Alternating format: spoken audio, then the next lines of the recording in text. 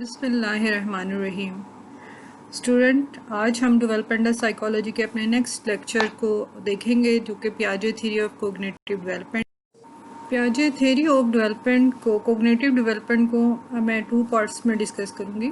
First part में थोड़ी सी आपको इन्फॉर्मेशन दी जाएगी जीन पियाजे के मुतालिक कि वो कौन थे और उन्होंने किस तरीके से कोग्निशन के ऊपर काम किया। और सेकंड जो लेक्चर है उसमें हम स्टेजेस ऑफ कोग्निटिव डेवलपमेंट जो है उनको स्टडी करेंगे।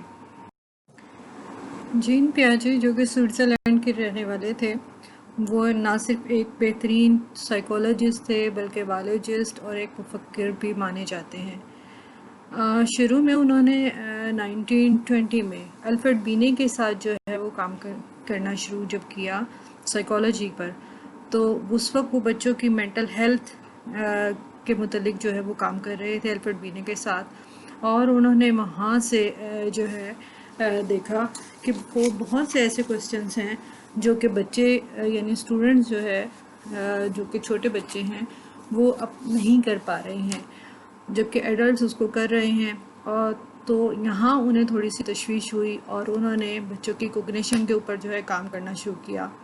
इससे पहले जो है वो ये माना जाता था कि child is the miniature form of adults, यानी बच्चे जो होते हैं वो बड़ों की एक छोटी फॉर्म यानी मिनिएचर फॉर्म जो है वो होते हैं। लेकिन पियाजे ने अपनी तहकीक से इस चीज़ को रद्द किया। उन्होंने कहा ऐसा नहीं होता, बल्कि बच्चे जो हैं वो पैसिव नहीं होते माहौल से, बल्कि वो अपनी वकूफ़ी नशोनुमा के ख़ुद यानी मेमार होते हैं। और उनके नज़दीक पियाजे के नज़दीक इल्म हासिल करने के लिए काबिलियत उम्र के साथ साथ बढ़ती रहती है। इसीलिए उन्होंने पुख्तगी या मैचुरेशन को जो है इसके ऊपर बहुत ज़्यादा ज़ोर दिया। और पियाजे के नज़दीक पुख्तगी, आमोजिश और तजुर्बात के दरमियान जो इंटरेक्शन होता है वो जितना ज़्यादा स्ट्रॉन्ग होगा, बच्चे की कोग्निटिव नशोनुमा उतनी ही स्ट्रॉन्ग होगी, यानी उसकी जहनी नशोनुमा। तो हम कह सकते हैं कि बच्चे जो हैं वो अपनी इर्द गिर्द की चीज़ों से सीखते हैं। बच्चे अपने टाइम बीइंग जो उनका टाइम गुज़रता है उसके साथ साथ उनके सोचने समझने की सलाहियत में इजाफ़ा होता है, यानी जैसे जैसे उनकी मेच्योरिटी में इजाफ़ा होता है पियाजे के मुताबिक उतना ही बच्चों की जहनी नशोनुमा जो होती है वो स्ट्रॉन्ग होती है। इसीलिए पियाजे ने उम्र को यानी एज फैक्टर को बहुत ज़्यादा अहमियत दी। पियाजे जो है इनके मुताबिक दो चीज़ें हैं जिनको समझना बहुत ज़रूरी है। एक तो वो तमाम प्रोसीजर्स यानी कि वो तमाम कंपोनेंट्स जो कि ज़हनी नशोनुमा में अहम किरदार अदा करते हैं, और इसके अलावा कि बच्चों की जो स्टेज हैं, मुख्तलिफ स्टेजेस ऑफ कोग्निटिव डेवलपमेंट, वो भी पियाजे ने अपनी थ्योरी के अंदर जो है वो बहुत डिटेल के साथ पेश की है। पियाजे ने ये तमाम जो चीज़ें थी ना सिर्फ अपने बच्चों को उन्होंने ऑब्ज़र्व किया बल्कि और दूसरे बच्चों पर भी बहुत सारे तजर्बात किए, और अपनी साल की मेहनत के बाद पियाजे की थ्योरी जो है कोग्निटिव डेवलपमेंट बहुत ज़्यादा सक्सेसफुल हुई। इसीलिए पियाजे को फादर ऑफ चाइल्ड साइकोलॉजी जो है वो कहा जाता है। उनकी रिसर्च जो है ना सिर्फ साइकोलॉजी में इस्तेमाल होती है बल्कि दूसरी फील्ड्स यानी कि एजुकेशन और इसके अलावा लाइफ के और दूसरी जगहों पर जहाँ पर बच्चों को अंडरस्टैंड यानी उनकी मेंटल सलाहियत को अंडरस्टैंड करना होता है, आज भी पियाजे की थ्योरी को इस्तेमाल किया जाता है और इसको यूज़ किया जाता है।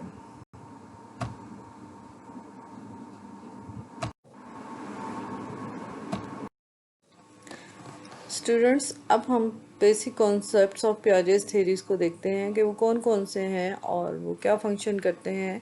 स्कीमा क्या होता है, एडेप्टेशन या एसिमुलेशन प्रोसेस क्या होता है, और किस तरीके से बच्चा नए स्कीमा के अंदर को अपने पुराने स्कीमा को में अकोमोडेट करता है, इक्विलिब्रियम स्टेज किस तरीके से डेवलप होती है, ये तमाम चीज़ें हम जो है इसमें स्टडी करेंगे। Schema Schemas are the basic building blocks of knowledge and enable us to form a mental representation of the world.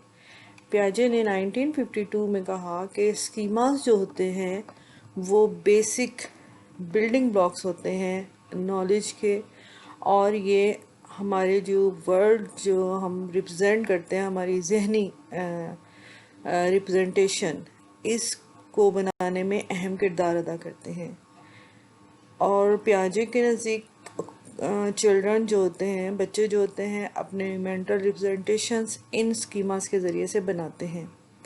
इसको हम इजी वे में इस तरह से समझेंगे कि जब भी बच्चा किसी चीज़ को देखता है तो उसका एक तस्वुर उसके माइंड में आता है, या एक स्केच, या उसको कोई मीनिंग जो है वो अपने इर्द गिर्द नॉलेज या बड़ों की रहनुमाई की वजह से उसको देता है, और वो उसका एक स्पेसिफिक स्कीमा बन जाता है। फॉर एग्ज़ाम्पल मम्मा, उसकी नज़दीक जो टॉयज़ हैं उनके नेम्स, मुख्तलिफ जो चीज़ें हैं जो कि वो उसके यूज़ में आती हैं, हर एक का वो एक अलग अलग स्कीमा बनाता चला जाता है। अब ये जो स्कीमा जो होते हैं ये उसकी रहनुमाई करते हैं, या ये स्कीमा जो होते हैं उसके लिए अहम किरदार अदा करते हैं। इन्हीं स्कीमास में फॉर एग्ज़ाम्पल, जैसे अगर हम इसको और मज़ीद समझने के लिए करें कि वो एक बर्ड को देखता है, यानी एक ऐसी चीज़ को देखता है जिसके एक चोंच है, पर हैं, दो टांगें हैं, टेल है, और वो उसको बताया जाता है कि दिस इज़ कुकू या चिड़िया।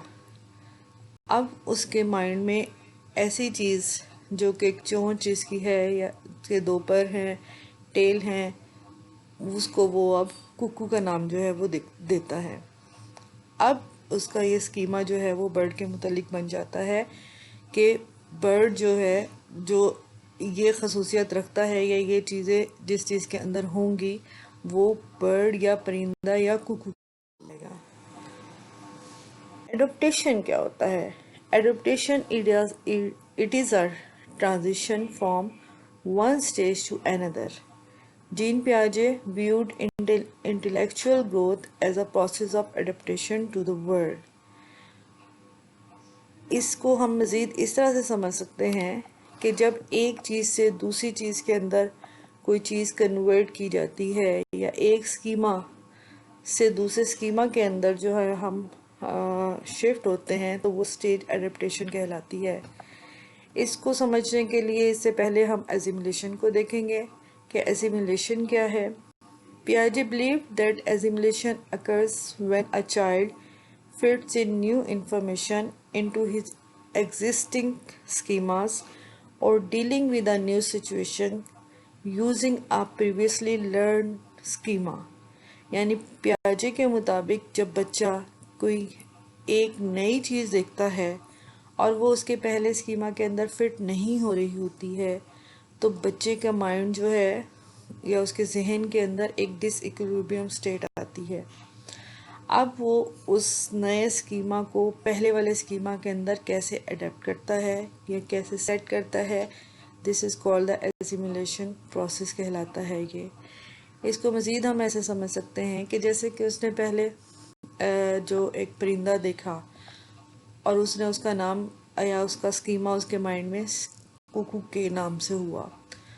अब कुकू बर्ड जो है, अब वो किसी इससे मिलता जुलता कोई और परिंदा देखता है, जैसे कि फॉर एग्जांपल वो कौवे को देखता है, तो अब वो उसको भी कुकू ही कहता है। अब यहाँ पर बड़े जो हैं या उसके इर्द गिर्द लोग जो हैं वो उसको बताते हैं कि ये कुकू नहीं है, तो उसके माइंड में ये चीज़ आती है अगर ये कुकू नहीं है, हालांकि इसकी भी चोंच है, दुम है, पर है, और यानी ये उससे मिलता जुलता है जो कुकूस को कहा गया, तो व्हाट इज़ दिस, ये क्या है? तो ये एक डिसइक्विलिब्रियम कंडीशन उसके माइंड में आती है। तो देन उसको बताया जाता है कि वो परिंदा तो है, लेकिन चूँकि उसका रंग और उसकी शक्ल या थोड़ी चेंज है, तो इसलिए इसको हम जो है वो कौवा कहते हैं। तो यहाँ बच्चा जो है वो सीख जाता है कि मिलती जुलती चीज़ें होती हैं और उनके नेम डिफरेंट होते हैं। इस तरीके से उसका एक और नया स्कीमा जो है वो उसके लिए तैयार कर लेता है, और इस तरह उसमें पहले वाले स्कीमा के अंदर जो है उसको सेट कर लेता है। तो तो हम कह सकते हैं कि बच्चे के जहन के अंदर ये सलाहियत होती है कि वो मुख्तलिफ़ चीज़ों को किस तरीके से ऑब्ज़र्व करते हैं, किस तरीके से उनको आपस में एडजस्ट करते हैं, और आहिस्ता आहिस्ता इसी तरीके से उनकी कोग्निशन या मेंटल नॉलेज जो है उसके अंदर इजाफा होता चला जाता है। Then this accommodation refers to changing existing schema as a result of experience and observation. यानी accommodation से मुराद वो चेंजिंग है वो जो कि उनके तजर्बात या ऑब्जर्वेशन की बदौलत जो है वो चेंज पोजीशन जो है उनके स्कीमास के अंदर आती है। दिस हैपन्स, ये उस वक्त होता है when the existing schemas does not work, जबकि जो पहले से मौजूद स्कीमा है वो वर्क नहीं करता, and need to change to deal with a new object और सिचुएशन, और एक नया स्कीमा बनाना पड़ता है नई सिचुएशन और नए ऑब्जेक्ट के मुताबिक। तो ये तमाम मरहला जो है वो अकोमोडेशन कहलाता है। इस तरीके से बच्चे जो हैं वो अपनी कोग्निशन के अंदर इजाफा, जहनी इस्तात के अंदर इजाफा करते हैं, और ये आहिस्ता आहिस्ता से जो है वो डेवलप होती है। एक स्कीमा, दो स्कीमा, इस तरीके से मुख्तलिफ़ चीज़ों के स्कीमास बनते चले जाते हैं। बच्चे का जहन जो है वो टाइम बाई टाइम एक्सपेंड चीज़ों को अपने अंदर ऑब्ज़र्व करता चला जाता है इस प्रोसेस के तहत, और उसकी नॉलेज के अंदर डे बाई डे जो है वो इजाफा होता चला जाता है, और उसकी कोग्निशन जो है उस चीज़ों के मुतल्लिक जो है उसकी नॉलेज जो है वो बढ़ती चली जाती है। ये तमाम चीज़ें पियाजे ने बहुत स्टडीज़ के बाद जो है की, और ऑब्ज़र्व इसके अंदर जो थी उनकी साल की मेहनत जो थी वो दरकार थी। उन्होंने बहुत सारे बच्चों के ऊपर जो एक्सपेरिमेंट किए, और वो क्वेश्चन जो सबसे पहले शुरू में जब वो मैंने जैसे ज़िक्र किया था कि वो अल्फ्रेड के साथ जब वो रिसर्च कर रहे थे और टेस्टिंग पर, और उन्होंने ये चीज़ें ऑब्ज़र्व की कि बहुत से क्वेश्चंस ऐसे हैं जो यहाँ पर हाई लेवल की जो है वो रीजनिंग यूज़ होती है, या एब्स्ट्रैक्ट रीजनिंग यूज़ होती है, या लॉजिकल बातें यूज़ होती हैं, तो वो छोटे उम्र के बच्चे जो है वो उसको नहीं कर पाते हैं और वो सॉल्व नहीं कर पाते हैं। इट्स मीन कि उनकी नॉलेज में अभी इजाफा नहीं हुआ होता, या उनकी कोग्निटिव जो लर्निंग है वो भी इतनी मेच्योर नहीं होती है कि वो उस लेवल के काम को या क्वेश्चंस को हल कर सकें। और उन्होंने ये बात भी प्रूव की कि बच्चा जो है वो हर स्टेज पर, डिफरेंट स्टेजेस के अंदर जो है यानी लाइफ की चीज़ों को जो है वो गेन करता है, और ये स्टेप बाय स्टेप जो है वो काम होता है। हम नेक्स्ट अपने लेक्चर के अंदर देखेंगे कि किस तरीके से मुख्तलिफ स्टेप्स जो हैं उनमें पियाजे ने कोग्निटिव लर्निंग के बारे में बताया, और वो स्टेजेस उन्होंने जो डिस्कस की कोग्निटिव लर्निंग के बारे में, डेवलपमेंट के बारे में, वो हम जो है वो उसके अंदर स्टडी करेंगे। इसके अलावा वो बात जो बच्चों के मुतल्लिक़ कहा जाता था कि बच्चे जो होते हैं वो miniature form of human beings होते हैं, यानी इंसानों की एक छोटी जो है वो फॉर्म हम कह सकते हैं कि, लेकिन उन्होंने कहा कि ऐसा नहीं है। बच्चे जो हैं उनकी अपना जो है वो कोग्निटिव प्रोसेस होता है जो कि बर्थ के बाद से शुरू हो जाता है, और ये आहिस्ता आहिस्ता इसके अंदर इम्प्रूवमेंट होती चली जाती है। तो ये तमाम सिचुएशन जो कि अभी हमने देखी, इनको हम सम अप करेंगे यहाँ पर। ये लास्ट डायग्राम जो है इसमें अगर आप देखें तो वो पूरा प्रोसेस जो है जो भी हमने समझा उसको बयान किया गया है कि किस तरीके से जब पहला स्कीमा बच्चे के अंदर जो है वो किसी चीज़ का देखता है और उसको अपने माइंड के अंदर अडॉप्ट कर लेता है। मसलन उसने एक बर्ड को देखा और उसका नाम जो है उसने कुकू दिया। अब जो है ये इसकी इक्विलिब्रेशन फॉर्म होती है, यानी वो उससे सेटिस्फाइड होता है। लेकिन जब एक नई सिचुएशन उसके अंदर जो है वो आ जाती है, मसलन उसने उससे मिलते जुलते हुए और परिंदे देखे, और जब उसने उसका वही नाम लिया तो उसको बताया गया कि no, this is not art a cuckoo but this is another bird. तो अब एक नई सिचुएशन उसके माइंड में क्रिएट हो गई जो कि डिसइक्विलिब्रियम जो है वो फॉर्म बन जाती है। और जब उसको नया नाम वो सीख जाता है और नया स्कीमा उसको दे देता है, तो वो देन फिर अकोमोडेट कर लेता है अपनी नॉलेज को अगेन। तो ये फिर दोबारा से इक्विलिब्रियम सिचुएशन में आ जाता है। यही तमाम सिचुएशन ये आप लोग जब अपने साथ भी इस लेवल पर यानी एडोलेसेंस या हम 18 ईयर्स में भी हम ये चीज़ों को देखते हैं कि नॉलेज जैसे जैसे कोग्निटिव लर्निंग जो है चीज़ों को नई चीज़ों को हम सीखते हैं तो हम थोड़ा सा जो है वो डिस्टर्बेंस फील करते हैं जब तक हम उसको अच्छे तरीके से अंडरस्टैंड नहीं कर जाते या हम कोई एक नया स्कीमा उसके लिए जो है वो बिल्ड नहीं कर लेते हैं। तो कोग्निटिव उम्मीद है कि ये कंपोनेंट्स आपको जो है वो समझ आ गए होंगे। ये पियाजे की कोग्निटिव लर्निंग के अहम स्तून हैं और इनको समझने के बाद ही हम उसके नेक्स्ट कंपोनेंट यानी कि स्टेजेस ऑफ कोग्निटिव डेवलपमेंट को अच्छे तरीके से जो है वो समझ सकते हैं। आप ना सिर्फ इन लेक्चर्स को अच्छे गौर से सुने बल्कि इनको तैयार भी करें क्योंकि लास्ट में जो है वो इनके मुतालिक जो है वो आपसे टेस्ट लिया जाएगा और यही आप लोगों ने अपने एनुअल एग्ज़ाम्स के लिए भी इन चीज़ों की तैयारी करनी है। Thank you so much.